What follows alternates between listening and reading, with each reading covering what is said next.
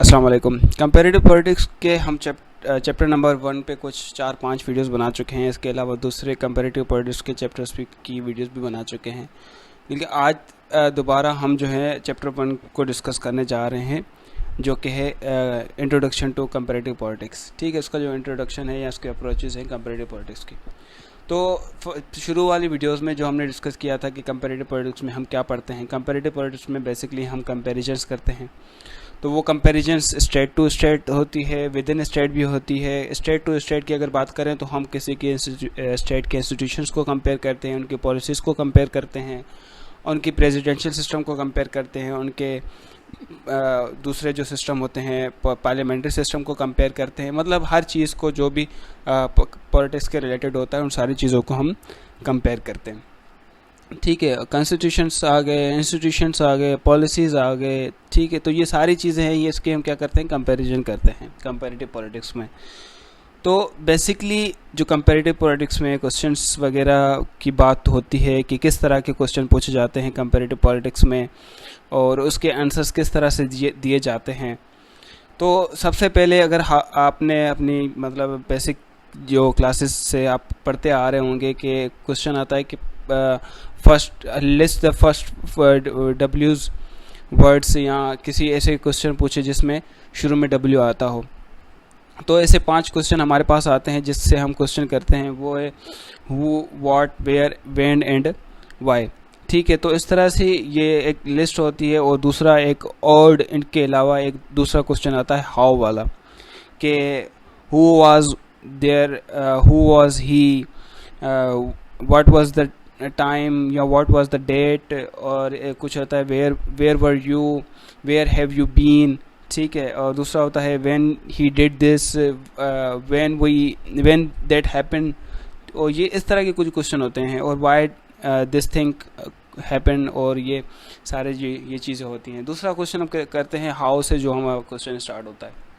ठीक है, तो ये क्वेश्चन होते हैं हमारे पास, जैसे कि who did this, where did this happen, और व्हेन डिड दिस हैपन। तो ये 3 क्वेश्चन है। इसमें सबसे पहला जो क्वेश्चन है, इस पे किसी फिगर्स की बात की जा रही है, किसी शख्स की बात की जा रही है। मतलब हु डिड दिस, ये किसने किया है, मतलब किसी शख्स के बारे में बात की जा रही है। तो वो शख्स हिस्टोरिकल फिगर्स से भी हम ले सकते हैं, या कोई भी दूसरा किसी की भी चीज़ के बारे में बात कर सकते हैं। दूसरा क्वेश्चन है वेयर डिड दिस हैपन, मतलब किसी प्लेस की बात की जा रही है, किसी प्लेस की जगह, मतलब ऐसी जगह जहाँ पे कुछ इवेंट हुआ हो या कोई चीज़ वहाँ पे वाक़या हुई हो, उसकी हम बात कर रहे हैं। नंबर 3 जो है व्हेन डिड दिस हैपन, मतलब किस जगह हुआ और कब हुआ, मतलब डेट की बात की जा रही है, दिन की बात की जा रही है, मतलब ये जो है इवेंट कब हुआ, इसमें मतलब डेट ही आ रही है। ठीक है, तो इस तरह के क्वेश्चंस हम कंपैरेटिव पॉलिटिक्स में, या इस तरह के ये जो सिंपल क्वेश्चन हम करते आ रहे हैं। और कंपैरेटिव पॉलिटिक्स में जो क्वेश्चन होते हैं थोड़े डिफरेंट होते हैं।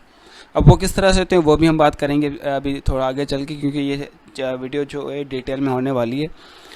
ठीक है, तो ये चीज़ें होती हैं हमारे पास। अभी अगर हम क्वेश्चन करें कोलंबस की, अगर बात करें, कोलंबस ने जैसे 1492 में सेल द ओशन ब्लू।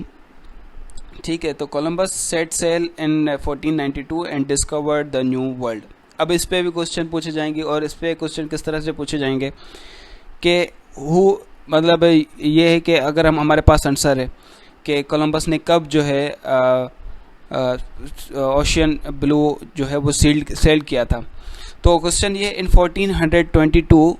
ठीक है, Columbus sail the ocean blue, ये है इसका आंसर। तो इसमें सब्जेक्ट जो हमारे पास है वो कोलंबस है। ठीक है, मतलब पर्सन आ गया, हु आ गया इस पे। और वेयर दिस इवेंट अकर, ये इवेंट कब हुआ था, ये इवेंट हुआ था कहाँ हुआ था, ये इवेंट हुआ था ओशियन ब्लू में। और कब हुआ था, व्हेन डिड इट हैपन, ये हुआ था 1492 में। ठीक है, तो इस तरह के क्वेश्चंस हमारे पास ये आ गए, जिसमें हमारे पास एक कोई फिगर भी आ गई। ठीक है, प्लेस भी आ गई और डेट्स भी हमारे पास आ गई। What did the subject do और how did the event happen, ये हमारा कंसर्न नहीं होता।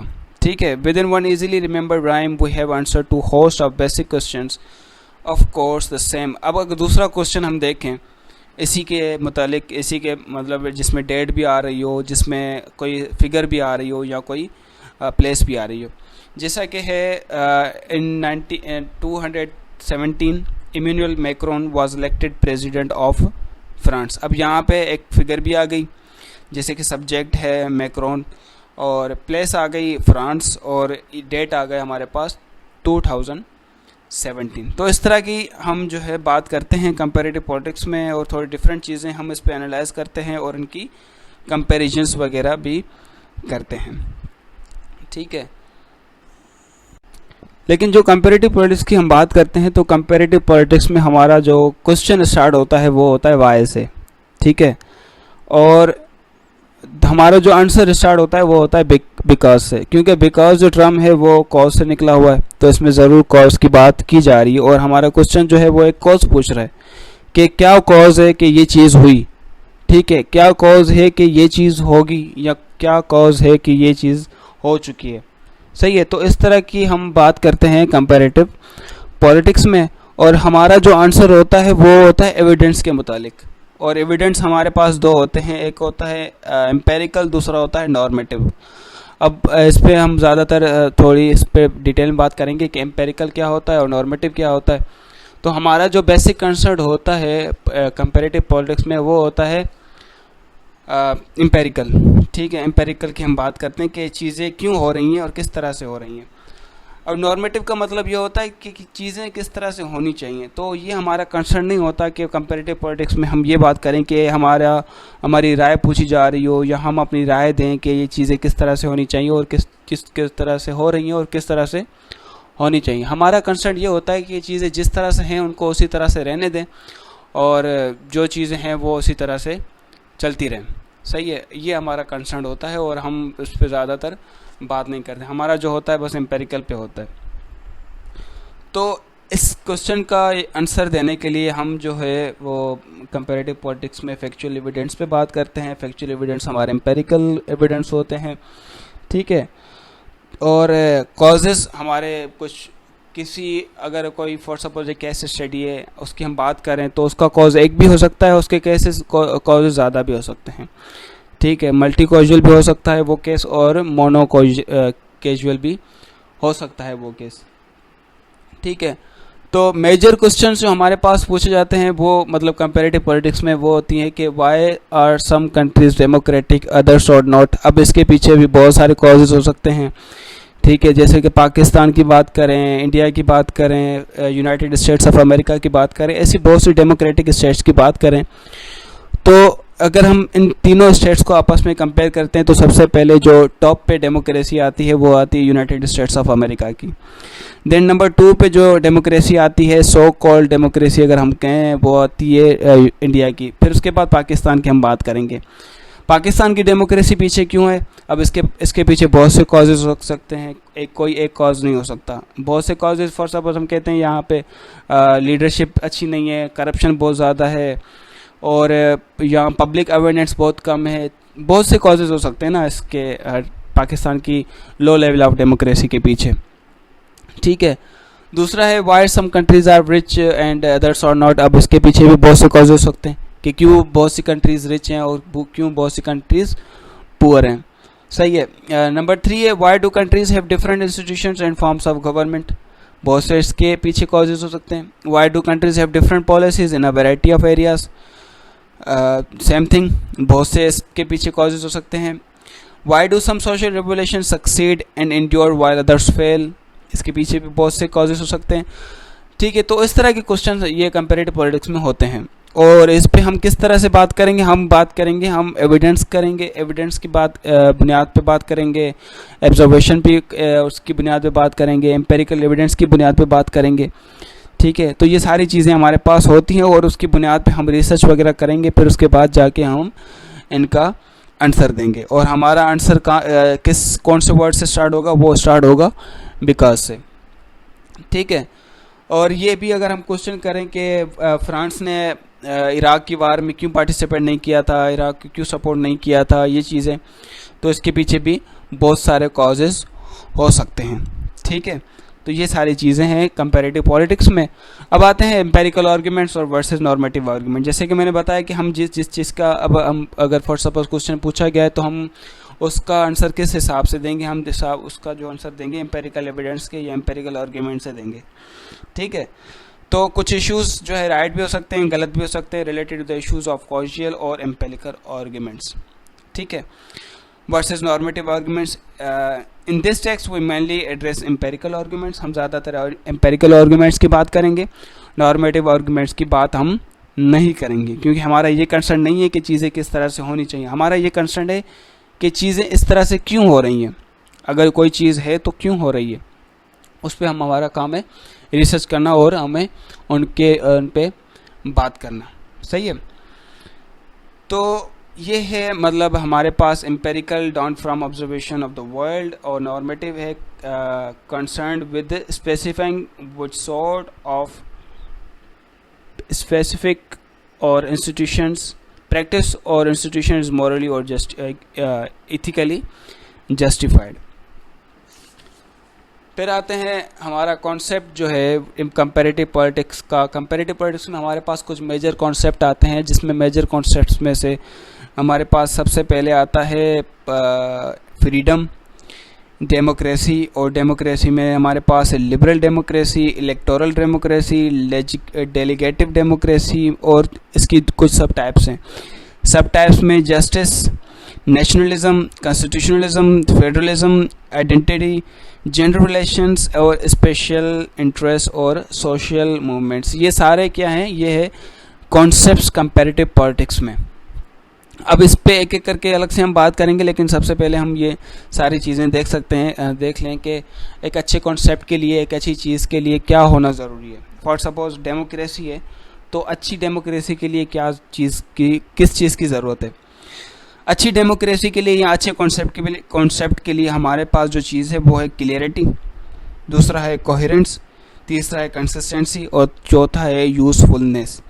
अब ये सारी चीज़ें अगर एक किसी भी कॉन्सेप्ट में होगी तो हम उसको कहेंगे ये क्या है, एक गुड कॉन्सेप्ट है, एक अच्छा सा कॉन्सेप्ट है और अच्छी सी डेमोक्रेसी। अगर फॉर सपोज डेमोक्रेसी की बात करेंगे और इस पे ये चार हमारे पास ये कॉन्सेप्ट हैं, तो हम कहेंगे ये सारी चीज़ें क्या है, एक अच्छी डेमोक्रेसी की अलामत है।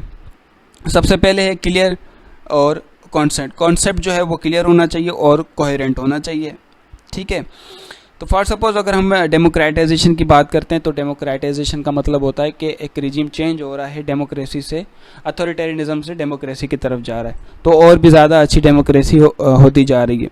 सही है, और अगर क्लियरेंस होगा, कोहेरेंस होगा, तो ये डेमोक्रेटाइजेशन की तरफ ज़रूर जाएगी। और trouble by different levels of democratization across different countries at the beginning you have a common sense understanding of democratization. शुरुआत में हमें डेमोक्रेटाइजेशन को पढ़ना, डेमोक्रेटाइजेशन को समझना ज़रूरी है बहुत। ठीक है, तो हम ये नहीं कह सकते कि डेमोक्रेटाइजेशन में सिर्फ और सिर्फ पॉजिटिव थिंग्स होती हैं और पॉजिटिव सोसाइटी होती है और सोसाइटी चेंज होती रहती है। नहीं, डेमोक्रेटाइजेशन एक ऐसा प्रोसेस है जिसमें जो है सिविल लिबर्टीज़ होती हैं, सिविल राइट्स होते हैं, पॉलिटिकल राइट्स होते हैं, और एडल्ट्स के जो राइट्स होते हैं वो भी एक्सटेंड किए जाते हैं। ठीक है, तो डेमोक्रेटाइजेशन क्लियर नहीं भी हो सकती, कोहेरेंट नहीं भी हो सकती, हो भी सकती है। ठीक है, तो democratization is the process by which civil liberties and political rights are extend to all adults citizens in a nation. Second जो चीज़ हमारे पास है वो है कंसिस्टेंसी। ठीक है, कंसिस्टेंसी होनी चाहिए। ऐसा ना हो कि अथॉरिटेरिज्म चलती आ रही है और एकदम से डेमोक्रेसी आ गई, ये डेमोक्रेसी चलती आ रही है फिर एकदम से अथॉरिटेरिज्म आ गए। जैसे कि अगर पाकिस्तान की बात करें तो पाकिस्तान बना था 1947 में, तो 1947 से लेकर आज तक 2021 तक पाकिस्तान में डिक्टेटरशिप भी आ चुकी है, पाकिस्तान में डेमोक्रेसी गवर्नमेंट्स भी आ चुकी हैं। तो ये चेंजिंग्स आती रही हैं, वेरिएशंस हमारे पास आते रहे। तो पाकिस्तान की डेमोक्रेसी को हम जो है ना नहीं कह सकते कि ये पाकिस्तान की अच्छी डेमोक्रेसी, क्योंकि यहाँ पे कंसिस्टेंसी नहीं रही है पाकिस्तान की डेमोक्रेसी में। इंडिया की डेमोक्रेसी में कंसिस्टेंसी है, इंडिया डेमोक्रेटिक स्टेट है और इंडिया में कभी भी डिक्टेटरशिप नहीं आई। और इंडिया में जो भी प्राइम मिनिस्टर आता है वो अपना टर्म जो है वो पूरा कंप्लीट करता है, लेकिन पाकिस्तान में कोई भी प्रेसिडेंट प्राइम मिनिस्टर जो है अपना टर्म 5 साल का टर्म कंप्लीट नहीं कर पाता। ठीक है, एक ही जो हमारा था प्राइम मिनिस्टर जुल्फ़िकार अली भुट्टो ने अपना टर्म कंप्लीट किया था, बाकी इसके अलावा किसी ने भी अपना टर्म कंप्लीट नहीं किया था। और इसके अलावा और एक दो पार्टी दो तीन बार जो है प्राइम मिनिस्टर बन चुकी हैं, जैसे कि नवाज शरीफ 3-4 बार आ चुका है और बेनज़ीर भुट्टो भी 2 बार हो चुकी हैं, ऐसे ही होते रहे। तो पाकिस्तान की डेमोक्रेसी में कंसिस्टेंसी नहीं है। तो ये भी एक है कि अगर कंसिस्टेंसी नहीं है तो हम उसको नहीं कह सकते कि ये डेमोक्रेटिक स्टेट है या डेमोक्रेसी यहाँ पे अच्छी डेमोक्रेसी है। नंबर 3 जो हमारे पास है यूज़फुलनेस का मतलब है कि लोग खुश हो रहे हो आपकी रूलिंग से, आपकी हुकूमत से। अगर जिस तरह से आप हुकूमत चला रहे हैं उस तरह से लोग आपसे सेटिस्फाइड हैं। आप जो है लोगों को राइट दे रहे हैं, आप लोगों को फ्रीडम दे रहे हैं, आप लोगों को पॉलिटिकल राइट्स भी दे रहे हैं, आप लोगों को सिविल राइट्स भी दे रहे हैं। तो लोग चाहेंगे कि आगे भी फ्यूचर में भी हमारी कंट्री में हमारे ऊपर डेमोक्रेसी होती रहे और हमारी अपनी गवर्नमेंट होती रहे। ठीक है, तो वो कभी भी नहीं चाहेंगे कि यहाँ पे अथॉरिटेरियनिज्म आए, क्योंकि अथॉरिटेरियनिज्म तब आती है जब डेमोक्रेसी फेल हो जाती है, डेमोक्रेटिक का ब्रेकडाउन हो जाता है, तभी अथॉरिटेरियनिज्म आती है। और लोग खुद भी चाहते हैं कि अब बहुत थक चुके हैं और ये इस डेमोक्रेसी से कोई फ़ायदा नहीं, इससे अच्छा है कि डेमोक्रेसी अथॉरिटेरियनिज्म आ जाए। ठीक है, अब दूसरा हमारे पास जो कॉन्सेप्ट है इनके अलावा हमारे पास है कॉन्सेप्चुलाइजेशन का मतलब होता है कि हम किस तरह से कॉन्सेप्ट को बनाते हैं। ठीक है, मेकिंग ऑफ कॉन्सेप्ट या डिफाइनिंग कॉन्सेप्ट, किस तरह से हम कॉन्सेप्ट को डिफाइन करते हैं उसको हम कहते हैं कॉन्सेप्चुलाइजेशन, और किस तरह से हम कॉन्सेप्ट को बनाते हैं उसको हम कहते हैं कॉन्सेप्चुलाइजेशन। ठीक है, तो conceptualization the deliberate process through which we create and select social scientific concept. सही है, इसका मतलब ये होता है कि अगर किसी भी कंट्री में डेमोक्रेसी है तो वो डेमोक्रेसी वाकई में है या सिर्फ नाम की डेमोक्रेसी है। तो उसको कॉन्सेप्चुलाइज करने के लिए हम ऑब्जर्वेशन करेंगे, हम अपना कंपैरिजन करेंगे, और इसके साथ साथ हम जो है अपनी लोगों से राय भी पूछेंगे कि आप जिस कंट्री में रह रहे हैं, डेमोक्रेटिक स्टेट में रह रहे हैं, क्या आपको उतने ही राइट्स मिलते हैं जो आपके कॉन्स्टिट्यूशन में डिफाइंड है? क्या आपको वो राइट मिलते हैं कि नहीं मिलते? अगर लोग कहते हैं कि हाँ हमें राइट मिलते हैं, हम जो है हमें हर राइट मिलता है कॉन्स्टिट्यूशन में जो डिफाइंड है, तो हम कह सकते हैं कि ये यहाँ पे ये जो है डेमोक्रेसी सही है। ठीक है, तो ये थी हमारे पास कॉन्सेप्चुलाइजेशन। और अब बात करें ऑपरेशनलाइजेशन या कंसेप्चुलाइजेशन को थोड़ा सा और भी ब्रीफली थोड़ा डिस्कस कर लेते हैं कि ये चीज़ क्या होती है। अच्छा जी, कंपैरेटिव पॉलिटिक्स एंड हमारे पास है एम्पेरिकल एविडेंस। इस पे थोड़ा देर से बात करते हैं। एम्पेरिकल एविडेंस है क्या? डेमोक्रेसी आ गई हमारे पास। और अच्छा, कॉन्सेप्ट जो हमारे पास थे वो हमने बात की थी डेमोक्रेसी, जस्टिस। ठीक है, और इसके अलावा conceptualization any concept is the action और process of forming a concept of idea. ठीक है, ये तो हमने बता दिया। फिर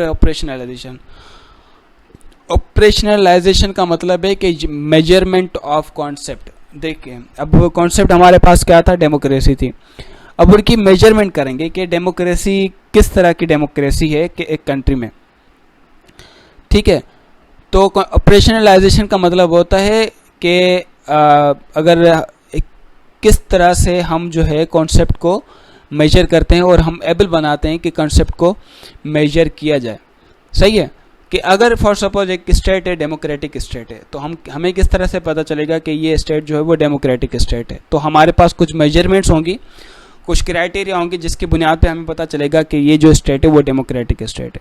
सही है, तो कुछ क्राइटेरिया और कुछ जो कंडीशंस हैं वो हमारे पास ये हैं कि 2 टाइम सिलेक्शन हो चुकी हो। ठीक है, फॉर सपोज अगर हम गए हुए हैं इंडिया में गए हुए हैं और इंडिया में हम देखना चाहते हैं कि यहाँ पे डेमोक्रेसी है या नहीं है, तो सबसे पहले हम ऑब्जर्वेशन करेंगे, हमें ये पता चलेगा कि यहाँ पे 2 बार या 2 से ज़्यादा बार इलेक्शन हो चुकी है। ठीक है, क्योंकि डेमोक्रेसी में इलेक्शंस का होना बहुत ज़रूरी है। नंबर 2, गवर्नमेंट जो है 2 टाइम अपना टर्म पूरा कर चुकी हो या 2 बार अपनी हुकूमत चला चुकी हो। नंबर 3 फ्री मीडिया, ठीक है, मीडिया आज़ाद है, हम कह सकते हैं कि फ्रीडम है और डेमोक्रेसी है। Freedom of expression for civil society, civil rights मतलब प्रोटेक्ट किए जा रहे हैं, वो सिविल राइट्स दिए जा रहे हैं और सिविल लिबर्टीज़ भी वहाँ पे आप प्रोटेक्ट की जा रही है। तो इसका मतलब है ये जो सारी चीज़ें अगर एक कंट्री में हैं डेमोक्रेटिक में, तो हम कह सकते हैं कि हाँ वाकई में यहाँ पे डेमोक्रेसी है, ठीक है। और political system for choosing and replacing the government through free and fair election, अगर पॉलिटिकल सिस्टम चेंज हो रहा है या रिप्लेसमेंट हो रही है तो हम उसको भी इलेक्शंस के थ्रू ही रिप्लेस करेंगे, ठीक है, जैसे कि होता रहता है हर 5 साल में पाकिस्तान में और इंडिया में भी। और एक्टिव पार्टिसिपेशन, पीपल की, लोगों की पार्टिसिपेशन किसी भी मूवमेंट में, पॉलिटिकल राइट्स, पॉलिटिकल पार्टिसिपेशन हो या सिविल पार्टिसिपेशन हो, किसी भी चीज़ में उनकी पार्टिसिपेशन को भी हम कहते हैं कि यहाँ पे डेमोक्रेसी है, ठीक है। और ह्यूमन राइट्स को प्रोटेक्ट किया जा रहा हो, जो कि कॉन्स्टिट्यूशन में डिफाइंड राइट्स हैं उसको भी प्रोटेक्ट किया जा रहा हो, तो हम कहते हैं यहाँ पे डेमोक्रेसी है, सही है। और हमारे पास बहुत से एग्जाम्पल आ सकते हैं, रशिया का एग्जाम्पल आ सकता है कि किस तरह से रशिया में वो चल रही है, हुकूमत चल रही है, वो वहाँ पे अथॉरिटेरियनिज्म चल रही है, ठीक है। जिम्बाब्वे की अगर बात करें तो वहाँ पे करप्शन ज़्यादा है। यूएसए की अगर बात करें, इवन यूएसए भी हम नहीं कह सकते कि यहाँ पे डेमोक्रेटाइजेशन है। क्यों? क्योंकि यूएसए में इतने सालों में कोई भी एक फीमेल जो है प्रेसिडेंट नहीं बन चुकी है, तो उसके पीछे भी बहुत कॉजेज हो सकते हैं कि क्यों इतने सालों में कोई भी फीमेल प्रेसिडेंट, लेडी प्रेसिडेंट नहीं बन सकती, ठीक है। और अथॉरिटेरियन स्ट्रेटजी जिसकी हम बात करेंगे। फिर उसके बाद आता है कंपैरेटिव मेथड। कंपैरेटिव मेथड का मतलब होता है कि कंपैरिजन्स ऑफ डिफरेंट स्टेट्स, उनकी सोसाइटीज़, उनके इंस्टीट्यूशंस और उनके इंडिविजुअल्स की comparison on the basis of evidence, ठीक है। तो अगर 2 स्टेट अथॉरिटेरियन हैं तो हम उन दोनों स्टेट्स के दरमियान फ़र्क देखेंगे कि ये इनके दरमियान फ़र्क क्या है, सही है। तो उनको उनके फॉर सपोज अगर हम बात करें पुतिन की या शी जिनपिंग की, ठीक है, दोनों अथॉरिटेरियन हैं। अब उनके दरमियान डिफरेंस देखेंगे, इनके डिफरेंस को देखने के लिए हम उनकी सोसाइटीज़ को कंपेयर करेंगे, हम उनके इंस्टीट्यूशंस को कंपेयर करेंगे और हम उनके इंडिविजुअल्स को कंपेयर करेंगे। तो ये होता है हमारे पास comparative method between 2 authoritarian states, ठीक है। फिर इसके बाद हमारे पास है वेरिएबल्स और कंपैरिजन्स। वेरिएबल्स का मतलब होता है कि वेरिएशंस, चेंजिंग्स, ठीक है। The causes and the outcomes we are trying to measure are called variables because they vary from one case to another. Variables जो होते हैं वो वेरी करते हैं, एक केस के डिफरेंट कॉजेज हो सकते हैं, दूसरे केस के डिफरेंट कॉजेज हो सकते हैं। फॉर सपोज अगर हम पाकिस्तान की डेमोक्रेसी की बात करें तो उसके डिफरेंट कॉजेज होंगे कि पाकिस्तान की डेमोक्रेसी क्यों वीक है, डिफरेंट कॉजेज होंगे। फॉर सपोज अगर हम बात करें यूनाइटेड स्टेट्स ऑफ अमेरिका की डेमोक्रेसी क्यों स्ट्रॉन्ग है, इसके पीछे डिफरेंट कॉजेज होंगे। इंडिया की बात करें, इंडिया के डिफरेंट कॉजेज होंगे। तो ऐसे ही बहुत सी डेमोक्रेसी स्टेट के डिफरेंट कॉजेज होंगे, तो इसको हम कहते हैं वेरिएबल्स, ठीक है। Variations, difference between cases, 2 cases हैं, इन दोनों के दरमियान जो डिफरेंस है उसको हम कहते हैं वेरिएशंस। और वेरिएशंस क्या है? सेंट्रल कंपोनेंट है वेरिएबल का। अब हमारे पास आते हैं 2 टाइप्स ऑफ वेरिएबल्स, एक होता है डिपेंडेंट वेरिएबल्स और दूसरा होता है इंडिपेंडेंट वेरिएबल्स। डिपेंडेंट वेरिएबल का मतलब ये होता है कि एक चीज़ चेंज हो रही है तो दूसरी भी चेंज होगी, ठीक है, क्योंकि ये डिपेंडेंट है, एक चीज़ पे मुनसर करती हैं। Number 2 independent variable. Independent variable का मतलब है कि एक चीज़ अगर चेंज हो रही है तो दूसरी चीज़ को कोई फ़र्क नहीं पड़ रहा, ठीक है, क्योंकि इंडिपेंडेंट है। अब इसके बहुत से एग्जांपल हो सकते हैं। फॉर सपोज अगर डेमोक्रेसी की बात करें, अगर हमें डेमोक्रेसी इंप्रूव करनी है तो हमें इंस्टीट्यूशंस अपने इंप्रूव करने होंगे, हमें फ्री और फेयर इलेक्शंस करवाने होंगे, हमें फ्रीडम ऑफ स्पीच देनी होगी और हमें मीडिया को फ्री करना होगा। तो अगर इन चीज़ों को हम इम्प्रूव करते हैं तो हमारी मीडिया डेमोक्रेसी भी इम्प्रूव हो सकती है। तो इस तरह से हम कह सकते हैं ये भी क्या है, डिपेंडेंट वेरिएबल है। अब हमारे पास है चौथा कॉन्सेप्ट, या दूसरा कॉन्सेप्ट है हमारे पास most similar system design. Most similar system design में हमारे पास कॉजेज जो होते हैं वो सिमिलर होते हैं और उनका जो आउटकम होता है वो डिफरेंट होता है, ठीक है। कॉजेज देखें हमारे पास सेम और डिफरेंट आउटकम्स जो होता है डिफरेंट होता है। फॉर इंस्टेंस अगर हम बात करें अफ्रीकन कंट्रीज़ गाना और टोगो की, गाना एक जो है इस पर वहाँ पे हाई लेवल ऑफ डेमोक्रेसी है, ठीक है, क्योंकि वो बरतानिया की कॉलोनी थी। नंबर 2 में अगर टोगो की बात करें तो टोगो में लो लेवल ऑफ डेमोक्रेसी, क्योंकि वो फ्रेंच की कॉलोनी थी। अब ये अब दोनों हमारे पास डिफरेंट क्या आ रहे हैं, कॉजेज़ आ रहे हैं, ठीक है, सिमिलर कॉजेज़ आ रहे हैं, क्योंकि सिमिलर कॉजेज़ से मुराद ये कि दोनों कॉलोनीज़ थी, ठीक है, और ये दोनों क्या है, साउथ अफ्रीका की कंट्रीज़ हैं। तो the supposed causes and the effect from one country to the other, the effect outcome is the level of democracy। जो हमारे पास आउटकम है वो है डेमोक्रेसी। तो दोनों स्टेट में डेमोक्रेसी का थोड़ा फ़र्क है, एक में हाई मतलब डेमोक्रेसी है, दूसरे में लो लेवल ऑफ डेमोक्रेसी मतलब अथॉरिटेरियनिज्म है, सही है। तो इसका जो आउटकम निकल रहा है वो डिफरेंट निकल रहा है। फैक्टर्स क्या है, कॉलोनाइज्ड है, ठीक है, दोनों स्टेट कॉलोनाइज है, इंपीरियल हिस्ट्री दोनों की सेम है, सेम रेस है, इन्वायरमेंट सेम है, इथनिक डेमोग्राफी सेम है, रिलीजन उनका दोनों का सेम है, दोनों क्रिश्चियन है, लेकिन इनका जो आउटकम्स निकल रहा है वो डिफरेंट निकल रहा है। आउटकम क्या है, घाना डेमोक्रेटिक स्टेट बन गई और टोगो क्या बन गई, अथॉरिटेरियनिज्म बन गई। अब जो इसके बरक्स जो इनका अपोजिट जो दूसरा टॉपिक है हमारे पास वो है most different system design. Most different system design का मतलब होता है जिसमें केसेस जो हैं वो डिफरेंट हों लेकिन उनका जो आउटकम निकल रहा है वो सेम हो, ठीक है। मल्टीपल फैक्टर्स होंगे वो डिफरेंट होंगे लेकिन जो उनका आउटकम होगा वो सेम होगा। अब फैक्टर क्या है, डिफरेंट और आउटकम सेम। अब एग्जांपल में बात करते हैं, जैसे कि फ्रांस की बात करें और चाइना की बात करते हैं, दोनों कंट्रीज़ में रिवोल्यूशंस आए थे, ठीक है, कॉजेस सेम है, ठीक है। और अब फ्रांस जो उनका जो ईयर है 1789 में उनका रिवोल्यूशन आया था, ठीक है, और किसके अगेंस्ट हुआ था, मोनार्की के अगेंस्ट हुआ था। अब चाइना को जो रिवोल्यूशन आया था वो आया था 1949 में। किसने किया था, कम्युनिस्ट पार्टी ने किया था चाइना की, और किसके अगेंस्ट हुआ था, वो चाइनीज़ एम्पायर के अगेंस्ट हुआ था। फ्रांस में कब हुआ, 1789 में, चाइना में हो रहा है 1949 में। ईयर भी चेंज, कंट्रीज़ भी चेंज, कॉन्टिनेंट भी चेंज, ठीक है।